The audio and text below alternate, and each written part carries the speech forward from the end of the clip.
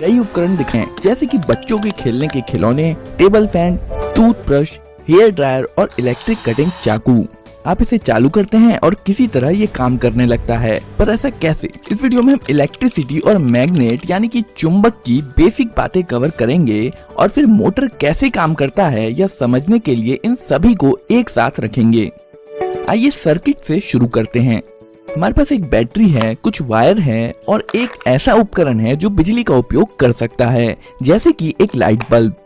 Electricity circuit में flow होती रहती है, लेकिन जैसे ही तार टूट जाता है इलेक्ट्रिसिटी बहना बंद हो जाती है और लाइट बल्ब बुझ जाता है। क्योंकि अगर हम चाहते हैं कि सर्किट काम करे तो बस आप इतना याद रखिए कि सर्किट का रास्ता पूरा होना जरूरी है और जरूरत पड़ने पर सर्किट के रास्ते को तोड़ने या जोड़ने के लिए हम स्विच का इस्तेमाल करते हैं।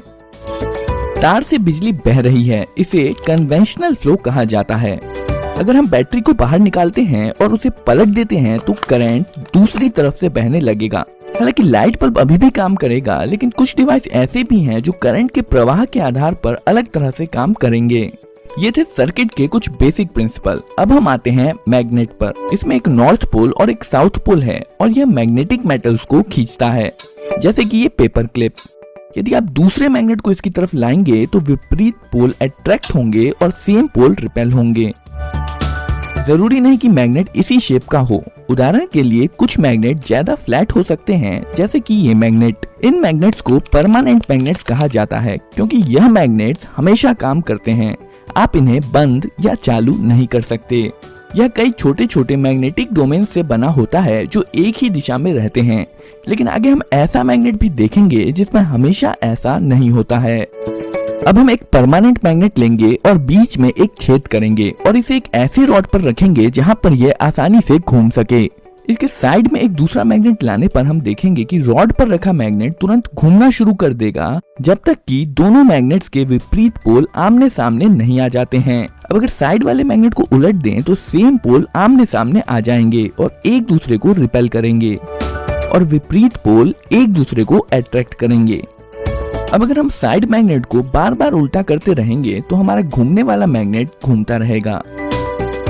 अभी के लिए बस ये घूमने वाला कॉन्सेप्ट याद रखिए, हम इस पर जल्द ही वापस आएंगे। यहाँ पर एक मेटेलिक बोल्ट है जो मैग्नेट नहीं है। असल में यह मैग्नेटिक डोमेन से तो बना है, लेकिन इसके मैग्नेटिक डोमेन विभिन्न दिशाओं में है। चलिए अब इस बोल्ट पर तार को कई बार लपेटते हैं और एक सर्किट बनाते हैं। तारों के माध्यम से बहने वाला करंट मैग्नेटिक डोमेन्स को लाइन अप कर देता है। इसका मतलब है कि हमने अभी अभी एक मैग्नेट, या ज्यादा स्पष्ट तरीके से कहें तो एक इलेक्ट्रोमैग्नेट बनाया है। यह वैसे ही काम करता है जैसे कि एक परमानेंट मैग्नेट। यह लोहे के टुकड़े को उठा सकता है और इसमें एक नॉर्थ और एक साउथ पोल होता है जो दूसरे मैग्नेट को अट्रैक्ट या रिपेल करेगा। लेकिन इलेक्ट्रोमैग्नेट इस मायने में खास है कि इसे लाइट बल्ब की तरह चालू या बंद किया जा सकता है, जबकि परमानेंट मैग्नेट के साथ ऐसा नहीं किया जा सकता है। अब अगर हम बैटरी को पलट दें तो इलेक्ट्रिक करंट जो पहले इस तरफ से बह रहा था वो दूसरी तरफ से बहने लगेगा। इससे मैग्नेट के पोल्स बदल जाएंगे, नॉर्थ साउथ हो जाएगा और साउथ नॉर्थ हो जाएगा। इसे इलेक्ट्रोमैग्नेट की पोलैरिटी का बदलना कहते हैं। पर ऐसा करने का ज्यादा आसान तरीका बैटरी को पलटने की बजाय केवल तारों को पलटना है। आइए अब हम अपने घूमने वाले मैग्नेट पर वापस आते हैं। इस बार हम घूमने वाले मैग्नेट की जगह पर इलेक्ट्रोमैग्नेट रख देंगे। अब जैसे ही हम इसमें वायर जोड़ेंगे इलेक्ट्रोमैग्नेट चालू हो जाएगा और साइड मैग्नेट के पोल्स के अनुसार अपने आप को अलाइन कर लेगा। पर ये जो इलेक्ट्रोमैग्नेट के साथ वायर जुड़े हैं ये इसे फ्रीली नहीं घूमने देंगे। पर यहाँ पर जो ध्यान देने वाली बात है वो है इलेक्ट्रोमैग्नेट के घूमने का कॉन्सेप्ट। अब अगर हम तारों को आपस में बदल दें तो इलेक्ट्रोमैग्नेट के पोल्स बदल जाएंगे। सेम पोल रिपेल करेंगे और विपरीत पोल अट्रैक्ट करेंगे, जिसके कारण इलेक्ट्रोमैग्नेट घूम जाएगा। तारों को फिर से बदल दीजिए और इलेक्ट्रोमैग्नेट की पोलैरिटी फिर से बदल जाएगी और एक बार फिर सेम पोल रिपेल करेंगे और विपरीत पोल अट्रैक्ट करेंगे और इलेक्ट्रोमैग्नेट फिर से घूम जाएगा। यदि हम इसी प्रकार पोलैरिटी बदलते जाएं तो इलेक्ट्रोमैग्नेट लगातार घूमता रहेगा। हम इसे ज्यादा पावरफुल बनाने के लिए दूसरी तरफ एक और परमानेंट मैग्नेट लगा सकते हैं। ध्यान दें कि इस वाले मैग्नेट का साउथ पोल सेंटर की तरफ है और इस मैग्नेट का नॉर्थ पोल सेंटर की तरफ है। इस प्रकार साइड में लगे हुए मैग्नेट्स के तालमेल से बीच वाला मैग्नेट घूमता रहता है। यहाँ पर जो हमने देखा वह इलेक्ट्रिक मोटर का बहुत ही साधारण रूप है। इसे उपयोगी बनाने के लिए हमें इसमें कुछ सुधार करने होंगे। दो साइड मैग्नेट्स को हटाकर ज्यादा पावरफुल कर्व्ड मैग्नेट्स लगाए जा सकते हैं और वायर लपेटे हुए बोल्ट की बजाय हम मेटल लूप का इस्तेमाल करेंगे जिसे आर्मेचर कहते हैं। वायर जोड़िए और हमारा सर्किट कंप्लीट है।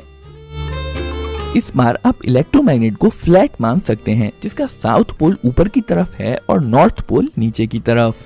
अब आर्मेचर तब तक घूमेगा जब तक कि विपरीत पोल एक दूसरे के सामने नहीं आ जाते हैं। हम चाहे तो पहले की तरह ही वायर के छोरों को बदलकर इलेक्ट्रोमैग्नेट्स का घूमना जारी रख सकते हैं, लेकिन यहाँ बैठकर इस वायर को स्विच करते रहना बेहद मुश्किल काम है और इस मुश्किल काम को आसान बनाने के लिए हमें आर्मेचर में कुछ जोड़ने की जरूरत है जिसे कम्यूटेटर कहा जाता है। यह एक रिंग है जिसमें दो गैप्स हैं और ये आर्मेचर के साथ घूमेगा। इसमें सर्किट कनेक्ट करने के लिए इसके साइड में दो ब्रशेस जोड़े जाते हैं। जब कम्यूटेटर घूमता है तब यह ब्रशेस इस पर स्लाइड करते हैं। हमेशा कांटेक्ट बना रहे इसके लिए स्प्रिंग्स का उपयोग किया जाता है। करंट वायर से ब्रश, ब्रश से कम्यूटेटर रिंग से आर्मेचर और फिर आर्मेचर से कम्यूटेटर रिंग और ब्रश के माध्यम से वापस वायर में फ्लो हो जाता है। अब जब इलेक्ट्रोमैग्नेट घूमेगा तो आर्मेचर और कम्यूटेटर रिंग भी घूमेंगे। इस बार इलेक्ट्रोमैग्नेट जब लगभग इतना घूम लेगा तब ब्रशेस कम्यूटेटर रिंग के दूसरी तरफ स्विच कर लेंगे। दोनों तरफ होगी।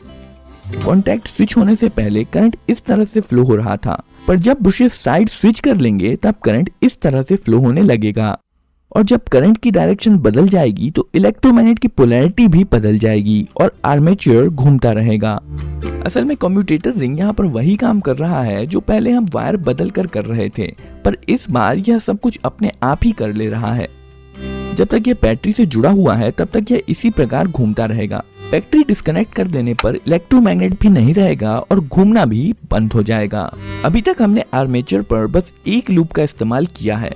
इसमें मोटर की स्पीड इरेगुलर होती है और इसके अलावा जब ब्रशेस कम्यूटेटर रिंग के टुकड़ों के बीचों बीच होगा तब इस स्थिति में मोटर रुक भी सकता है।